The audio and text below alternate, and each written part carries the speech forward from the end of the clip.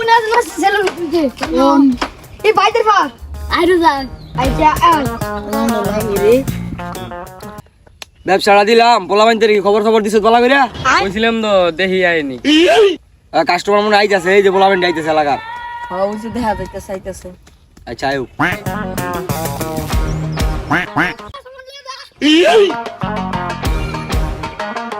এই দা আপনা সেলুন এবারে আপন তুই বল সেলুন দিছ চুল কাটছ নাকি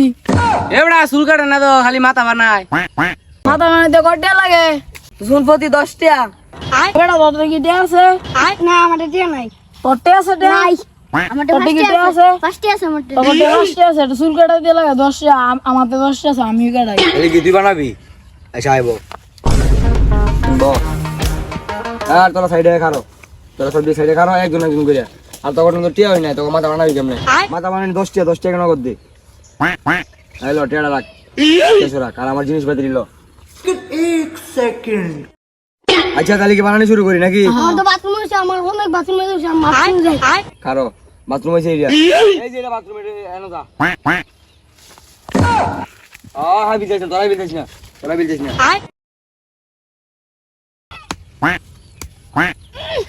আশেষ আবারই তোরা গেছিস তুই বানাবি চুল না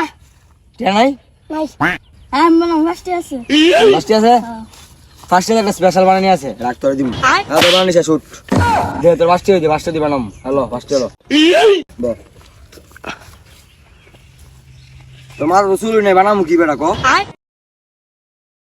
আর চুল নাই কসম কি বানাই তুই বুঝা ফার্স্টে দিছ তো হাত বানাম বুঝা হ্যাঁ দুই হাত বানাই দিমু